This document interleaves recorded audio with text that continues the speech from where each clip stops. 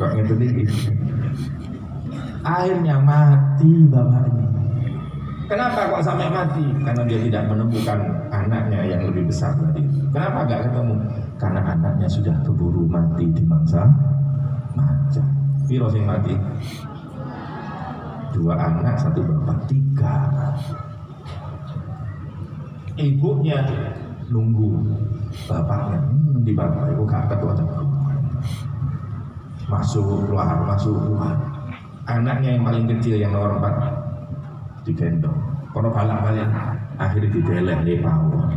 Metu aku nonton di bapak ibu kan itu dari ketinggalan. Waduh, sampai malam nggak kelihatan gimana. Ternyata begitu ketemu, begitu masuk ke dapur, apa yang terjadi?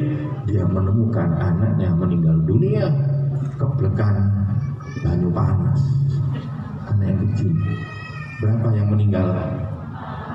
4. Makin panik orang perempuan ini. Ya apa ini? Akhirnya minta tolong tetangganya, tolong Pak, anak saya yang sembarang, sing wis rapi itu, wong wedok itu panggilkan ke sini, beritahukan kita dikasih musibah oleh Allah seperti ini. Akhirnya orang itu terburu-buru datang ke rumahnya. Begitu datang ke rumahnya dikabari adik-adiknya telah mati semua, bapaknya nanti diceritai. Akhirnya kaget, jantungan terus mati. Berapa yang meninggal?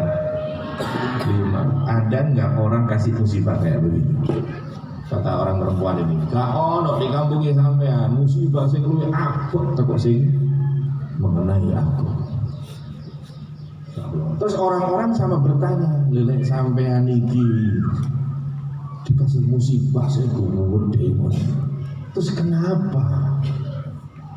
Wajahnya sampean ini kok koyok wong gak kena musibah? Kok seperti biasa-biasa bahkan terkesan sampean ini bahagia? Apa jawabnya? Ini yang membuat dia bisa tabah menghadapi semua cobaan. Redaksi ini yang saya ambil dari Sifatus Safwah. Dia mengatakan, lau wajadtu fil jazai madrakam ma ikhtartu alaihi. Kalau seandainya aku menemukan di dalam kesedihan ngersuloh gak terima takdir, nangis sepanjang waktu, seandainya itu semua bisa menjadikan suamiku kembali hidup, bisa menjadikan 4 anakku bisa hidup, misalnya aku memilih hidup susah, menangis sepanjang waktu, aku rela. Namun setelah aku pikir-pikir, semua tidak akan ada gunanya. Aku rumongso susah, ya bojoku pancet. Aku nangis geru-geru, anak-anakku pancet, gak ada yang hidup. Justru kalau aku menerima takdirnya Allah dengan lapang dada, aku akan mendapatkan pahala yang banyak di sisi Allah Subhanahu wa ta'ala. Bukankah anak-anak tatkala mati lebih dulu daripada bapak ibunya, bahkan mati dalam keadaan belum balik, itu nanti akan menjemput di pintu-pintu surga, menjemput kedatangan bapak ibunya. Maka beruntunglah bagi bapak ibu yang dulu punya anak kecil meninggal dunia, tidak usah susah. Justru Allah memuliakan anak-anak itu, dan nanti itu akan menjemput panjenengan di pintu-pintu surga kelak. Maka tidak ada jalan lain bagiku kecuali ridho dengan takdir Allah. Bukankah kita sejak kecil sudah diajari rukun iman dengan takdirnya Allah, qada qadarnya Allah, khairihi wa syarrihi, takdir yang baik, yang buruk, kita tetap iman kepada Allah. Kalau Allah mentakdirkan kebaikan, muji, kita sabar apa tidak. Dikasih musibah, sabar apa tidak. Maka hidup itu antara syukur dan sabar. Maka tatkala orang itu dikasih sesuatu kenikmatan, dia bersyukur, maka itu adalah lebih baik lagi. Tatkala dikasih musibah, dia kemudian sabar, dan itu lebih baik lagi. Maka kata baginda Rasulullah SAW bahwasanya orang mukmin senantiasa berada pada kebaikan apapun kondisinya. Maka saya mengajak kepada panjenengan semua, apapun kondisi kita, dompetnya sampean tebel atau tipis, maka kita semua harus tetap bersyukur kepada Allah Subhanahu wa Ta'ala.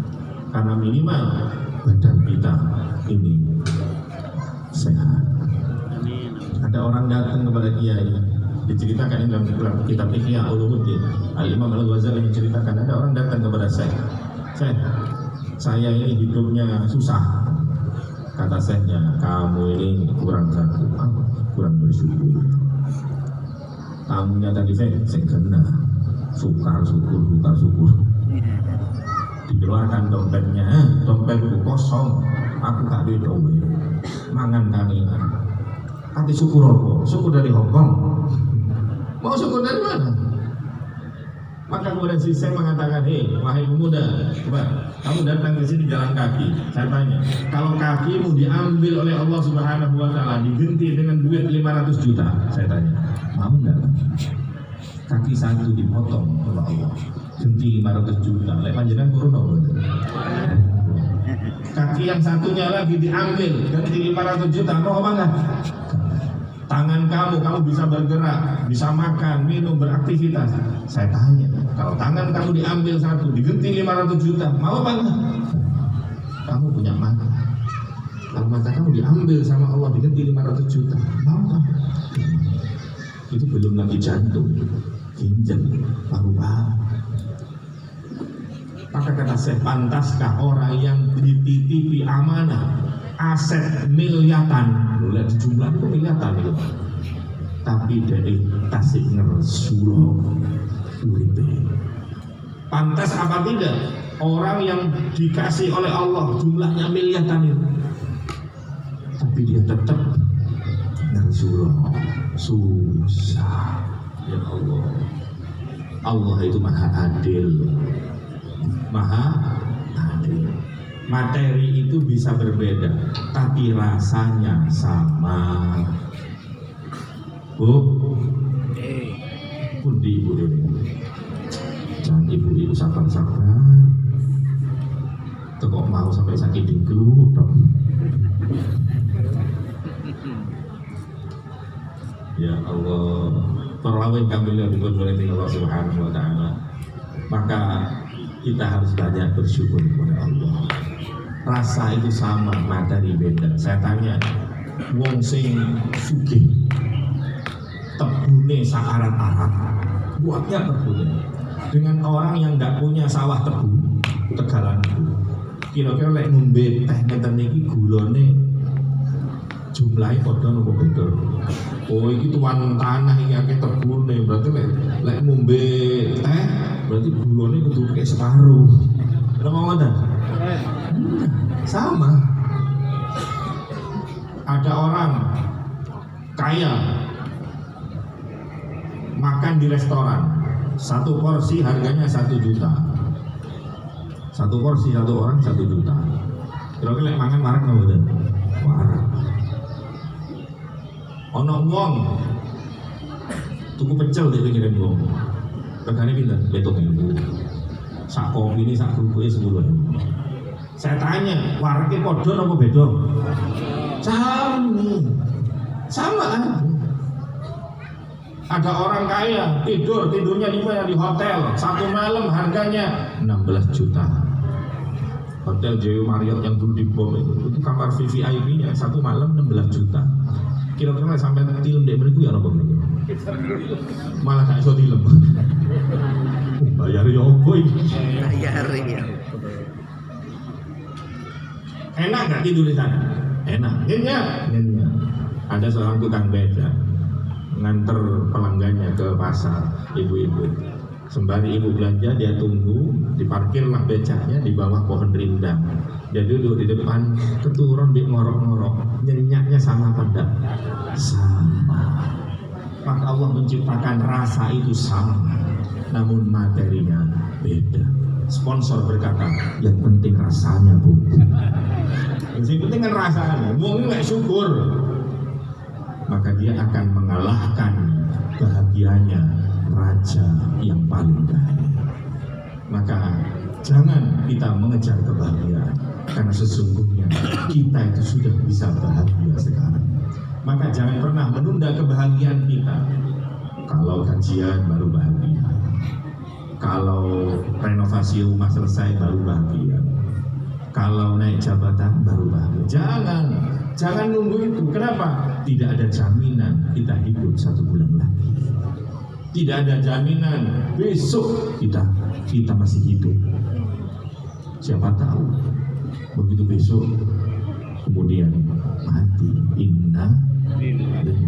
Maka mudah-mudahan perawi kamulya yang hadir sedaya di majelis ini mudah-mudahan disehatkan badannya, diberikan hati yang bertakwa kepada Allah, diberikan semangat untuk beribadah, keluarganya jadi keluarga yang bahagia. Mudah-mudahan semuanya ini tambah sepuh, tetap sehat walafiat, tambah sepuh, tambah semangat ibadah, tambah sepuh, kalau panggil sapi, tambah celak dan mengesan Gusti Allah, mengakhiri hidup ini dengan husnul khotimah. Amin Allahumma amin. Kita kirim Fatihah kepada semua jamaah yang telah mendahului kita.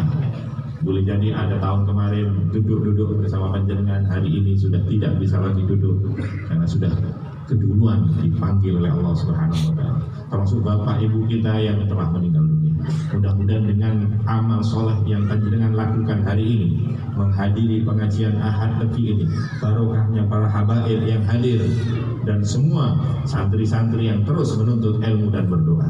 Moga-moga bapak ibu panjenengan dan jamaah yang telah meninggal dunia diampuni dosa-dosanya, diterima amal ibadahnya, dan semakin ditinggikan derajatnya oleh Allah Subhanahu wa taala. Amin Allahumma amin. Niku mawon ingkang saged kula aturaken Rabbil salah panjenengan aku pamutan adzan Allah wa iyyakum ajmain wa lakum minkum. Assalamualaikum warahmatullahi